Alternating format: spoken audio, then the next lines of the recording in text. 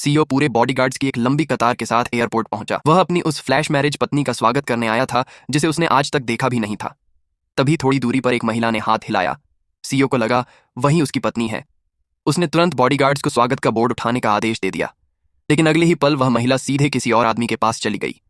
तभी सीईओ को समझ आया उससे बहुत बड़ी गलतफहमी हो गई थी। घबराकर उसने अपनी असली पत्नी को फोन किया, लेकिन लड़की को लगा कि यह कोई ठग है। जब उस आदमी ने कहा कि वह उसका पति है तो लड़की ने बिल्कुल यकीन नहीं किया, क्योंकि उसका पति 6 साल पहले अचानक गायब हो गया था। तभी उस आदमी ने सच बताया, उसे मजबूरी में विदेश भेज दिया गया था। अब लड़की को यकीन हो गया कि वह सच में लौट आया है। सीईओ बहुत खुश हुआ और मिलने को उतावला हो गया, लेकिन लड़की ने कहा कि वह पहले ही एयरपोर्ट से निकल चुकी है और उसने उसे अपने घर का पता भेज दिया। कुछ ही देर में सीईओ उसके घर पहुंचा, लेकिन जैसे ही उसने देखा कि दरवाजा एक और आदमी खोल रहा है और वह आदमी घर के अंदर चला गया, सीईओ का खून खौल उठा। गुस्से और टूटे दिल के साथ वह वहां से चला गया। उसे जरा भी अंदाजा नहीं था कि उसी वक्त उसकी पत्नी दरवाजे से बाहर निकलकर उसके बिल्कुल पास से गुजर गई थी। कार में बैठकर असिस्टेंट ने पूछा कि क्या हुआ। सीईओ ने जो देखा था सब बता दिया। असिस्टेंट ने कहा, सर कहीं ये कोई गलतफहमी तो नहीं? लेकिन सीईओ को पूरा यकीन था कि उसकी पत्नी ने उसे धोखा दिया है।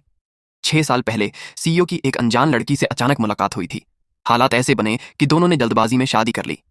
काम की वजह से सीईओ विदेश चला गया और जाते समय लड़की को $10 लाख का बैंक कार्ड देकर गया। जब लड़की घर लौटी, उसके छोटे भाई ने बताया कि अभी अभी एक अजनबी आदमी उसे ढूंढने आया था। यह सुनकर लड़की को शक हुआ कि शायद वही उसका रहस्यमय पति था। उसने तुरंत फोन मिलाया। उसी वक्त असिस्टेंट की बात मानकर सीईओ ने भी उसे कॉल किया, लेकिन दोनों के फोन में एक ही जवाब आया, दूसरी कॉल पर व्यस्त है। सीईओ ने मान लिया कि वह उसी आदमी के साथ है और जानबूझकर फोन नहीं उठा रही।